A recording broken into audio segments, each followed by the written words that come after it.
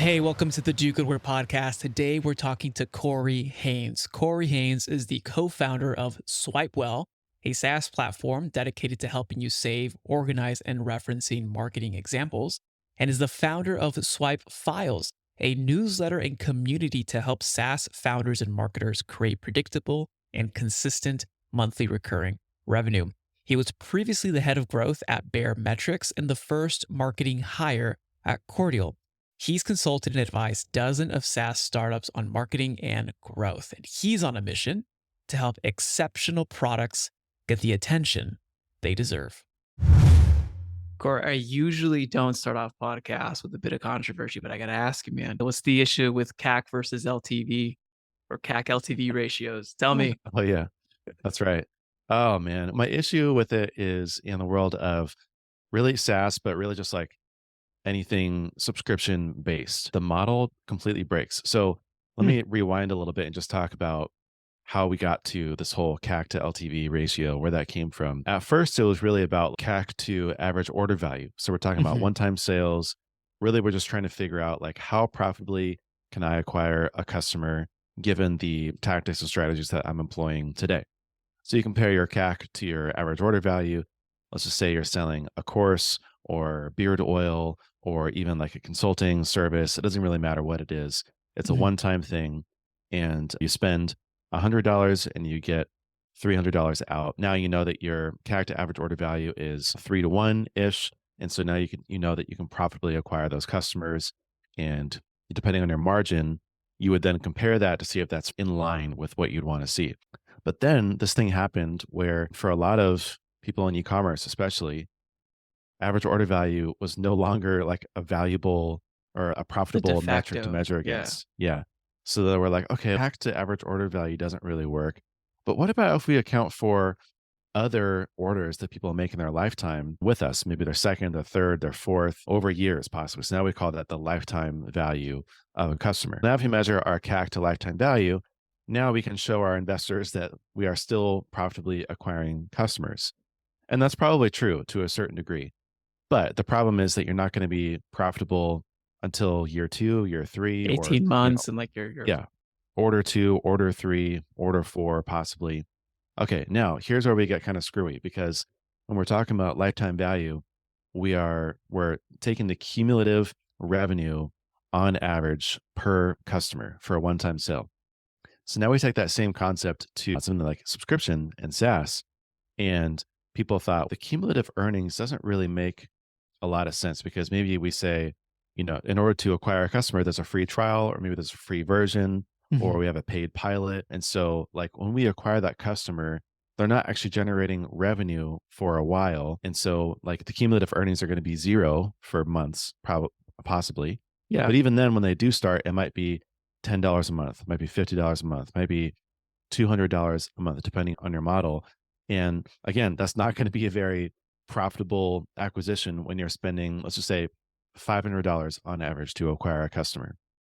So we started looking at another way to measure lifetime value. And we made up this thing where, sorry, this is such a long tangent, but this is good to know, because it still goes with like cash flow, with the cost to acquire, and then looking at the right data sets. And then I'm really curious to know, what are you arriving to? So how we calculate lifetime value for subscription-based products and revenue is we do a lot of really fancy math, and we basically take the average revenue per customer, and then we divide it by our monthly churn. And that basically helps us extrapolate how long can we expect a customer to be with us, and take a guesstimate at what the cumulative earnings might be on average by the time someone ends up canceling.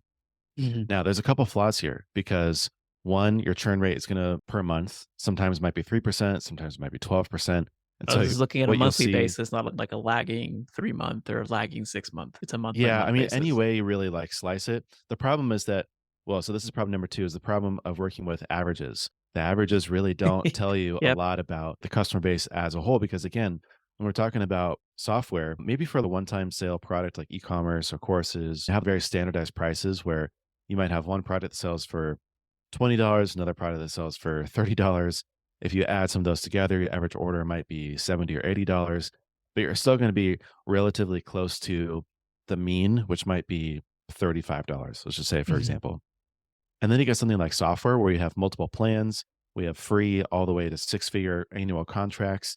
And the average might be $10,000 per year, but maybe 90% of your customer base is $1,000 a year, and 10% of your customer base is $100,000 a year. And in fact, none of your customers are at $10,000 a year. So now you're using a number that isn't actually representative of your customer base whatsoever. And Hmm. that's like the crux of the metric that you're using to represent if your customer acquisition is profitable or not. It determines strategy at so many levels.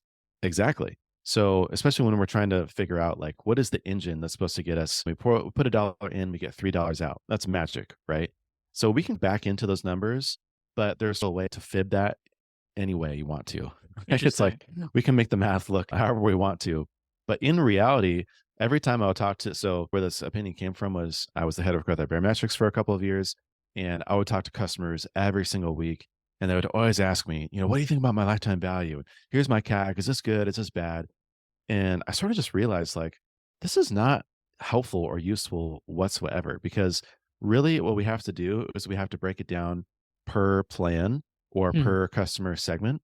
And then what we want to know at the end of the day is not really a CAC to LTV. What we want to know is a payback period. Yep. How long does it take in order for a customer to be profitable for us on average? And you want that window to be somewhere between 3 to 6 months on average is a pretty good kind of standard. Anytime you get above a year, well, now think about it, you need to have a year's worth of cash on hand in order to acquire your next year's cohort of Yeah. customers. That can take a lot of money.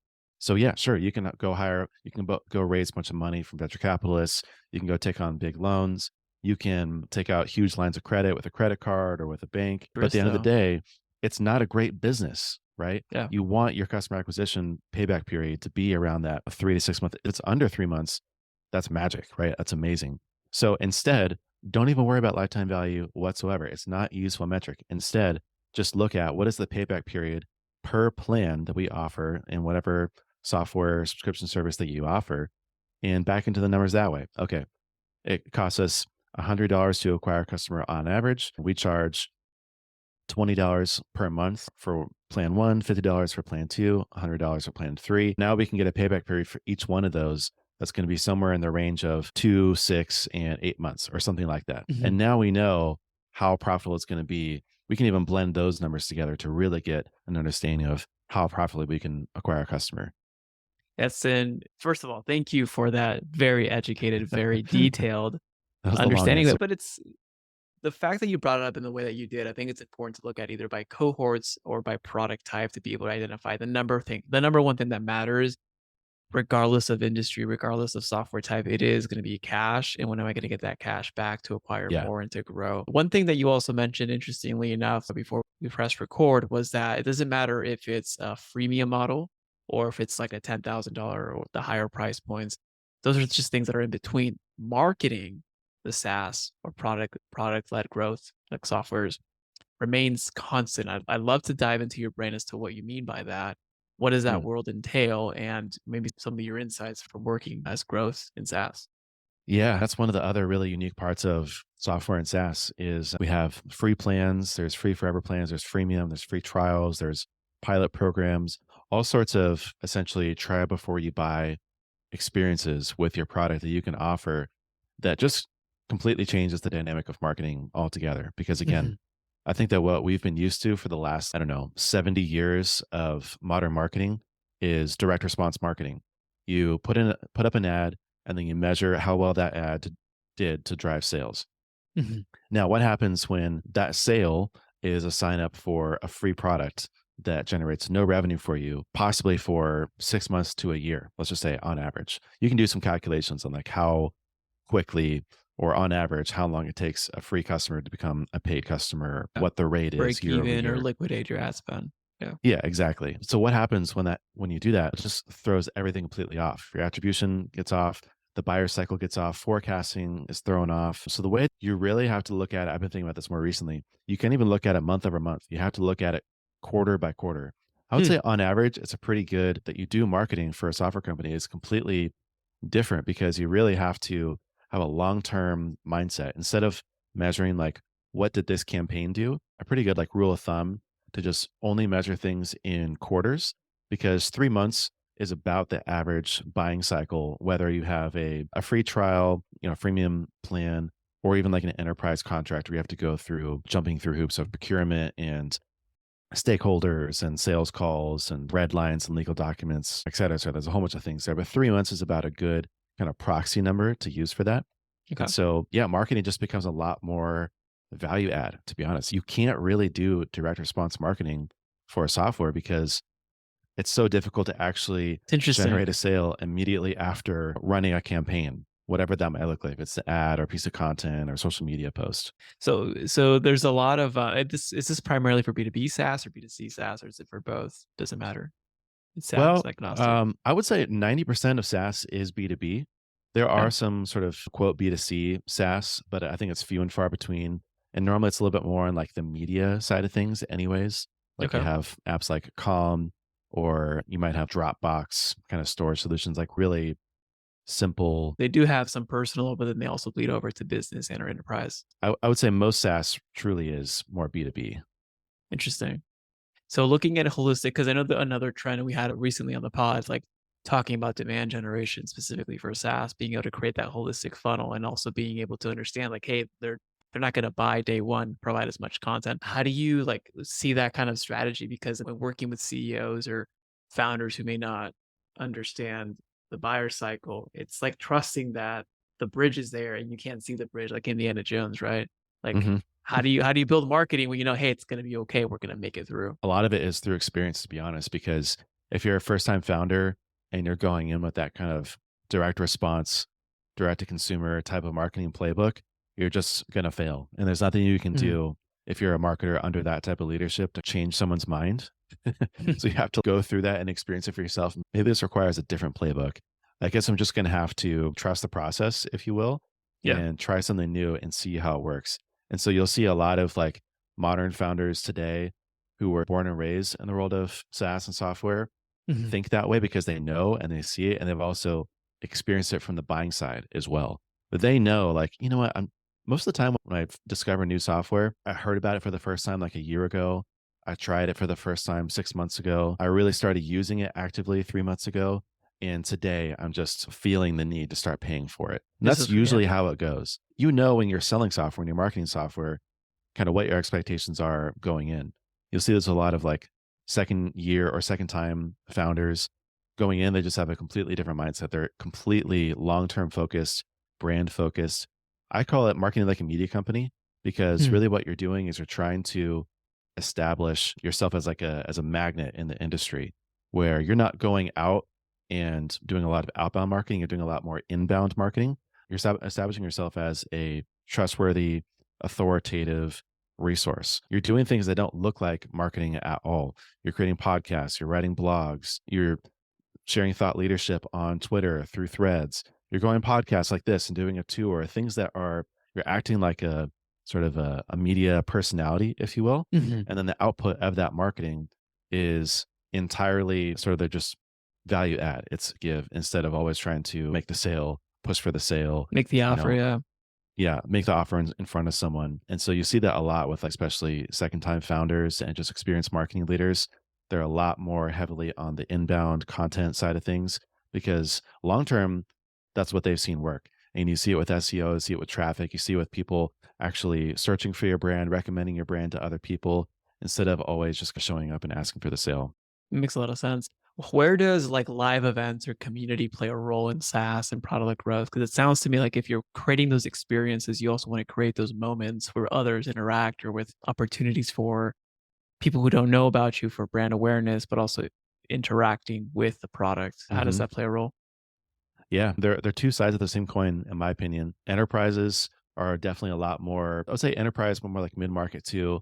A lot more heavily skewed on like the conferences, events, meetups, speaking circuit side of things, where Mhm. that's really a chance to get in front of your VP and C level type of personas. That's the like discovery process that they're used to. That's how they're used to discovering new products. That's how they're used to establishing a relationship. It's very relational based instead of try before you buy. That I want to know who I'm doing business with. and I want my hand to be held through this sales process.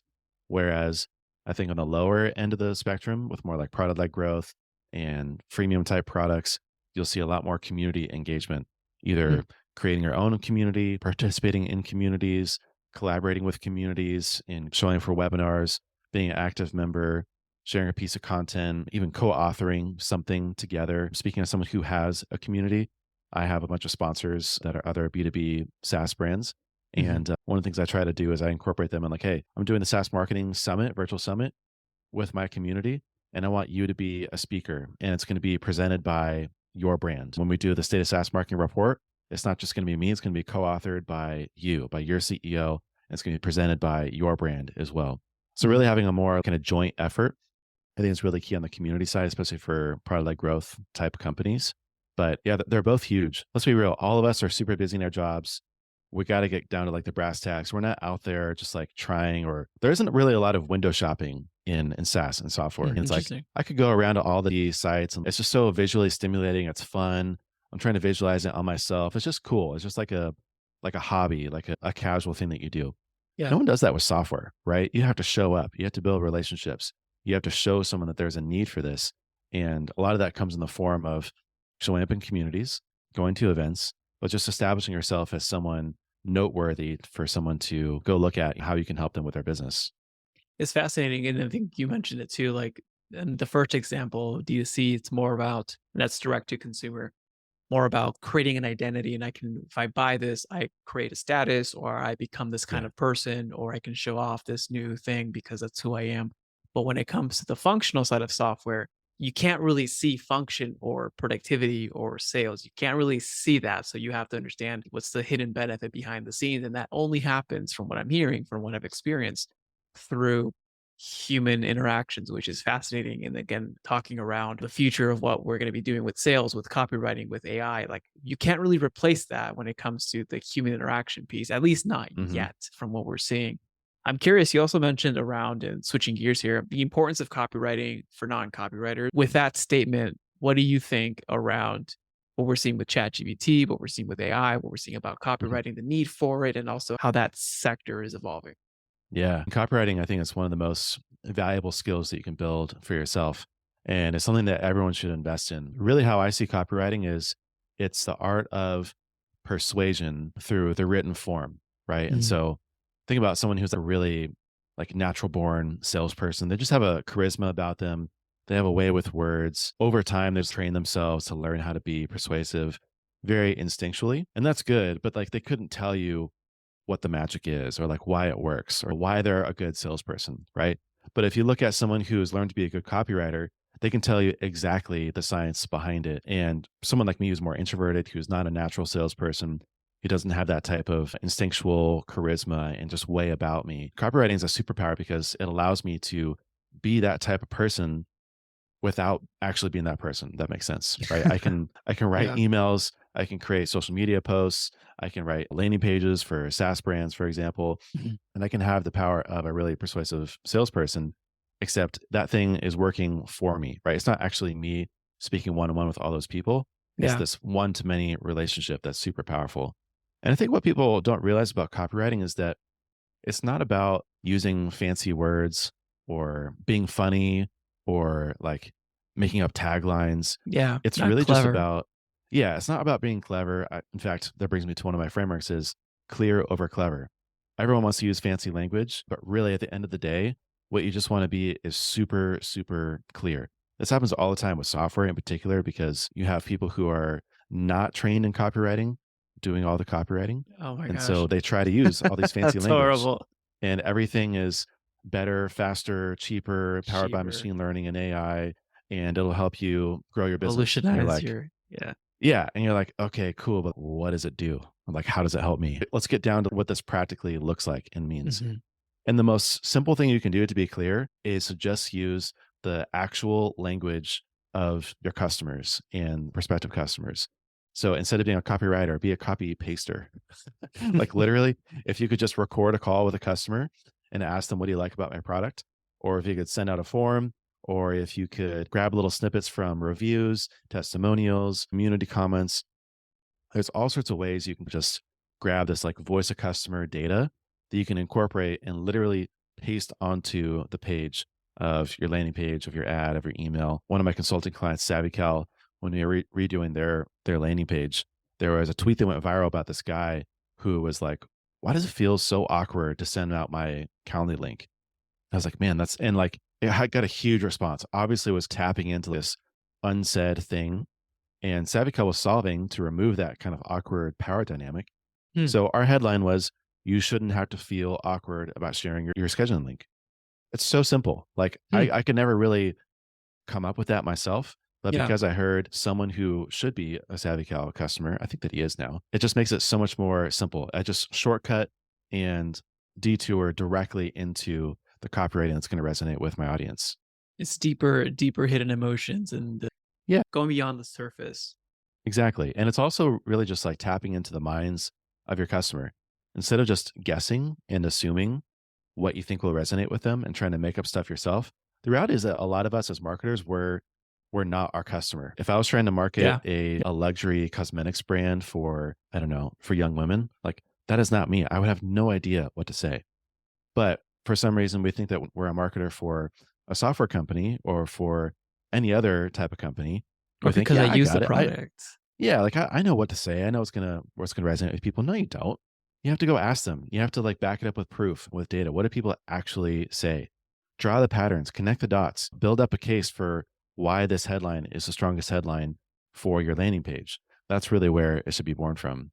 No, 100%. And even seeing it in myself as a product owner or creator, it's that crutch of I'm building it because I know it so well, then I know it's going to work when really you don't. And I remember Yeah, yeah. actually really recently just getting raw and honest feedback. It's like, oh crap, I got a lot of fixing to do and assumptions that I made that were solved in my brain, but not in the other, which is important. Hmm.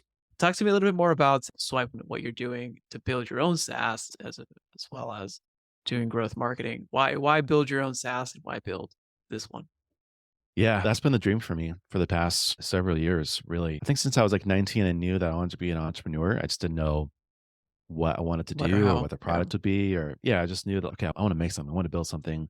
I Mhm. want to, I wasn't even really born out of the, I want to work for myself and make my own hours and be a CEO. It was just like, this seems fun. This seems creative. I think this Mhm. is like the type of thing that I want to work on. And I want to have full creative control and ownership over this thing.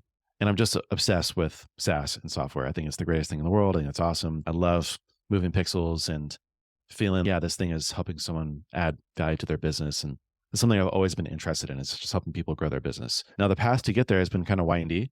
There's been a Mhm. bunch of things we can talk about and leading up to SwipeWell. But what we landed on was I met my co-founder, Connor, over Twitter. And we were basically Interesting. like, we were going through a bunch of ideas of like, what could we build? And my thing was, I'm not going to get married after the first date. So let's build something together that's small and easy, just to kind of like test out the relationship. And then if that thing ends up being interesting, we can keep working on it, or we could just start working on something else for real.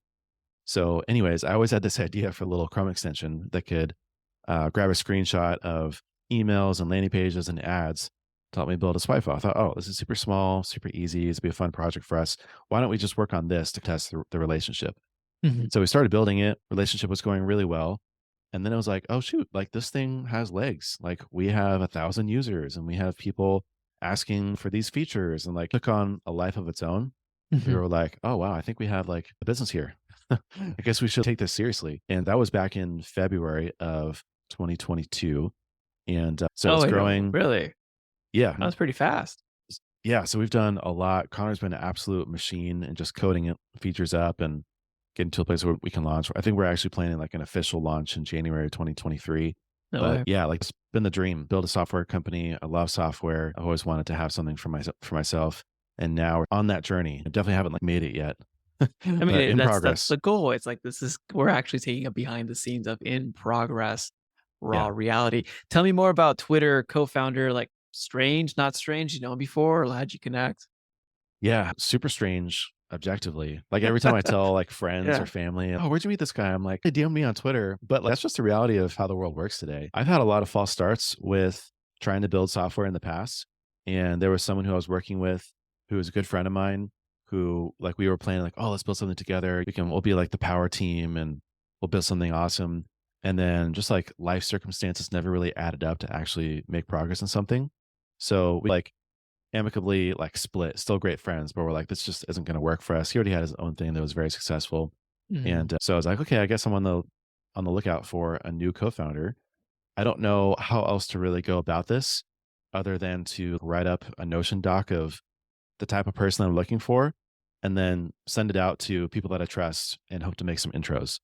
And wrote up a Notion doc, talked about who I was, what I've done, what I want to do, and then like a list of some ideas just to give people some examples of how I think Mhm. about things and the types of ideas they can expect from me. Sent it out to I think about 10 or 15 people that I built relationships with.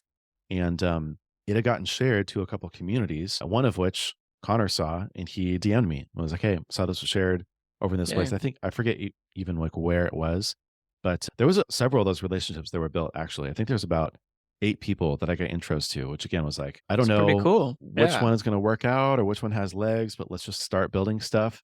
And SwipeWell and Connor were the only ones that have stuck.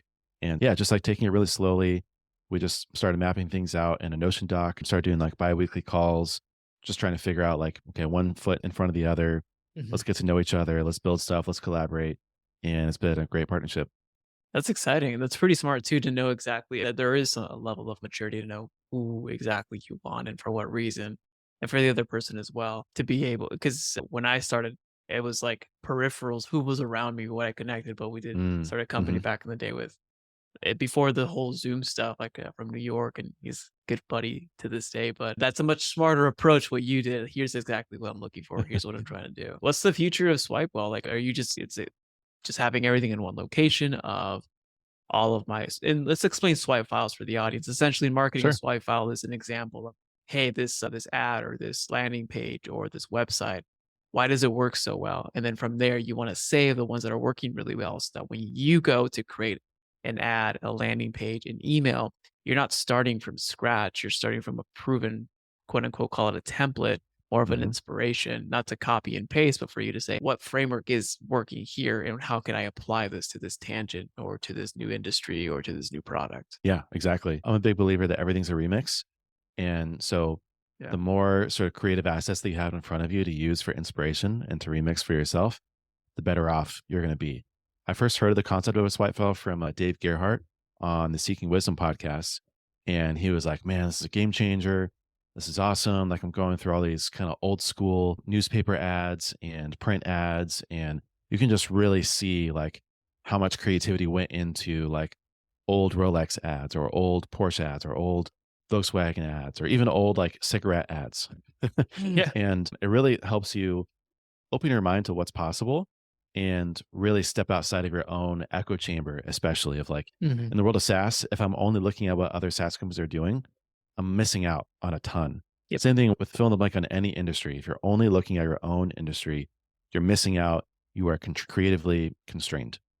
The problem is that building a spy file is actually not very practical. Like back in the day, people like David Ogilvy and Eugene Schwartz and all the like madmen marketers would literally keep a binder of printouts, or they would cut out the ads they would see in newspapers Yeah. and they would keep it in that binder. Today, all the ads that we see are digital, right? Everything is Yep. digital. Like basically nothing is physical anymore. So where do you store it? What's the equivalent of cutting it out and storing it in your binder? Most people just throw it into Google Drive or into Notion or onto a desktop folder or something like that.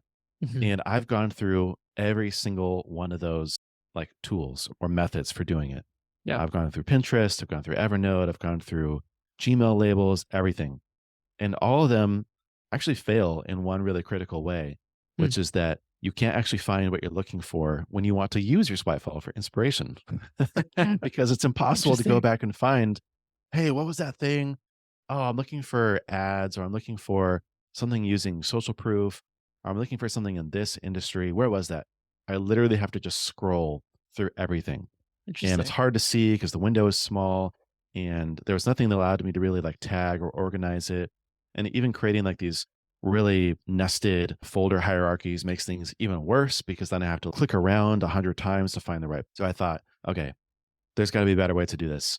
And that's essentially where SwipeWell came from was it's a single web app to store everything. You can neatly tag it or organize it with tags. So there's no folders. Everything, you can find everything within 2 clicks. It's like our promise or like our goal for the UX. And you can save things through a Chrome extension. There can be landing pages, ads. We have a forwardable address that you can save emails. You can natively save tweets and a lot of other formats that we're working on right now, like video, YouTube, LinkedIn, TikTok. It's basically a central place to store everything in a way that's organized that you can actually find what you're looking for. And I know the test for us is, do I use it personally? Because I'm the biggest critic, Hmm. and it's been invaluable. Like we made our own landing page in 2 hours because I was like, okay, looking through our landing page, SaaS, pre-launch examples. Boom. I like this part. I like that part. Oh, I really like this. This is pretty cool. Let's make our own version of that. Done. I had it done way faster than I would have trying to reinvent the wheel and It's create it from scratch fascinating. myself. No, 100%. And the value that it comes with it. And the key thing too, find what you're looking for in 2 clicks or less. Yeah. Yeah. I think that's the cool. The That's the other crux of it. solutions are you definitely are searching for 15, 20 minutes before you actually Hmm. know what you're going to use. Yeah. And it defeats the whole point. It's pretty interesting. I didn't know you were so early on with SwipeWell, but it's pretty fascinating. It's almost you're creating a master brain of your own swipes. Do you ever see yourself ever like tapping into machine learning to produce like, hey, if this is what I'm feeding the brain with, could it produce outputs for me? Yeah, we've definitely thought about that. One of the barriers right now for using any sort of AI, whether it's like text or images, but especially on the images side, is a lot of ads have a blend of text and images, Yep. which the AI cannot handle whatsoever. Interesting. So it's like we have to feed it a text and then use the text to create an image. And then you have to find a way to get the text to overlay it on the image in the right place so that it doesn't look wonky and then it actually Mhm. makes sense as like a generative ad. And it would require like a lot of work on our end to join those two functions and fix that problem because there's nothing out of the box that does that today. But I think eventually that could be something interesting. I know there's one company out there that does use AI to generate ads for you. I'm also not sure like how much like lift or how much improvement does that give you in your workflow. It's not really clear right now.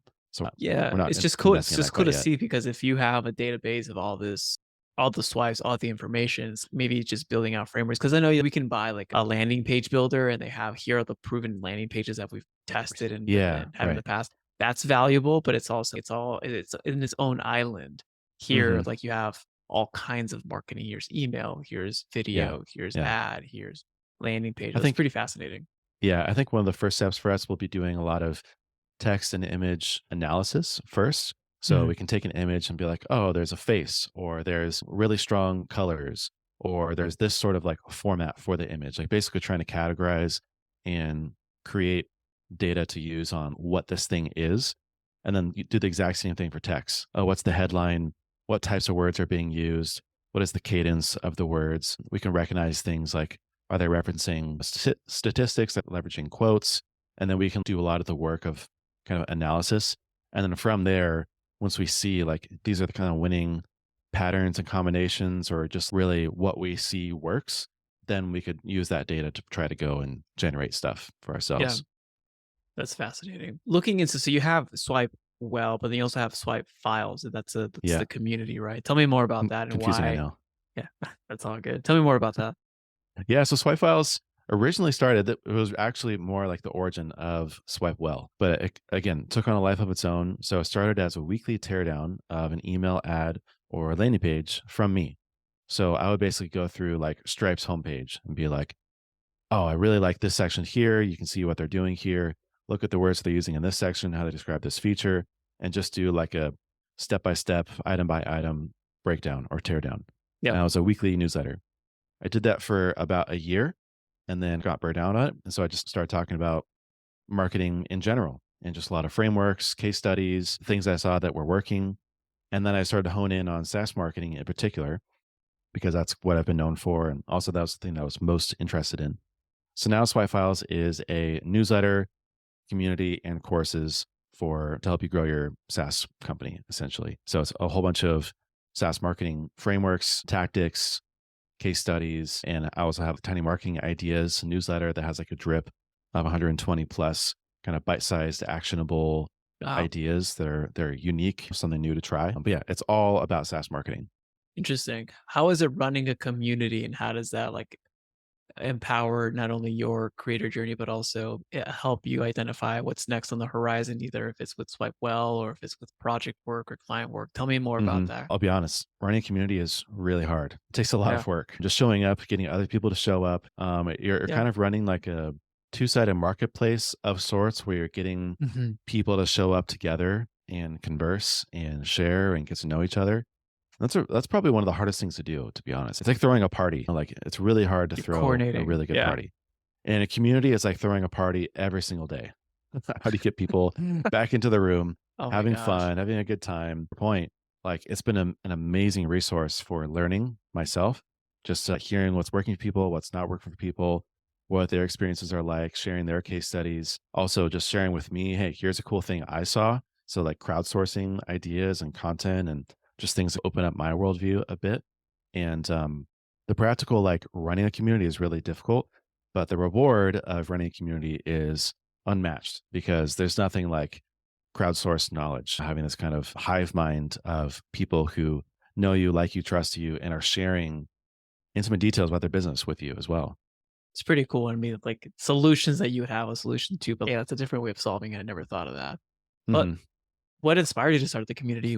Were you not knowing how difficult it is to run, or was it, hey, I should just build a community around this, or what was the thinking Yeah. behind it? Yeah. It was a lot of me feeling I wish that I had this when I was first starting out Hmm. and feeling disconnected from the SaaS marketing world and wanting a place where I did have an excuse to really connect with and talk with a lot of people that were smarter than me or along the same journey, or that I could just check, hey, I'm not really good at Google Ads. Hey, anyone else have experience with this?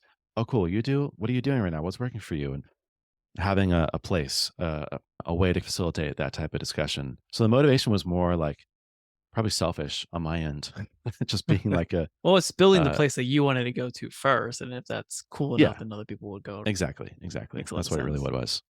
Interesting. What's exciting for you as we're wrapping up 22, heading into 23? It sounds like you're going to do a launch for Swipe, but hmm what's on the horizon? What's exciting for you? What are you working on? Yeah, I feel like I'm in a good groove right now of after the last like 3 or 4 years having a lot of false starts and side projects and ideas, finally having some things that I've landed on and feel really good about and excited about. With Swipe, we're growing, a lot of fun marketing ideas on the horizon, a lot of potential. We have a good solid product, great co-founder. So I'm just like ready to rock and keep growing that. On Swipe Files, like the newsletter is growing like crazy right now, about to hit 15,000 subscribers. Dang. And that's been awesome to see. And it's a lot of fun. I love just adding new content, sharing case studies and ideas with people. And so I'm excited to do more of the same things and not do as many new things the next year. There'll be some Double new things. down. Yeah. Some new things, of course. I can't really help myself, but really feeling, yeah, like this is working. It's very early stage and I still haven't reaped a lot of the benefits of it, but I can see the light at the end of the tunnel. And I know that I'm not just going to start over from scratch on the next thing, keep churning and turning my wheels, but this is working. I can get with this. I want to keep investing in it and double down, You're building the mountain. Are you documenting? Are you doing the what is it? Build build it in public? public. Yeah. Are you doing that? A little bit. Yeah, for sure. I've changed my tune on like sharing metrics. So I don't share as much about like revenue these days, especially, but I share everything in between around like SwipeWell users, share a lot of the features that we're building in progress, Swipe Files, newsletter, subscriber numbers, and goals. We also have another podcast called Default Alive, where it's me and my friend Chris, we just talk candidly week to week about, I was like more like bi-weekly about our progress and updates in our business. So I Mhm. always try to share like the wins and the losses and give a very balanced perspective on like just how things are going. So in that regard, very much building in public because it's just here's what I'm doing, here's what worked, here's what didn't every single week. Just trying to be very candid with that. For those who want to start building in public, what would you like suggest them? I know the easy answer is just start, but like I've had people who either were in transition or were in a really cool, interesting job. Like you should be sharing your information hmm just on social. Like what would you recommend for them just to get started? Yeah, two things. 'Cause I agree. The whole like get started thing just is not practical. It's not helpful in any way. The two things I would say are pick like one, at least one, probably two max like mediums where you do want to build in public.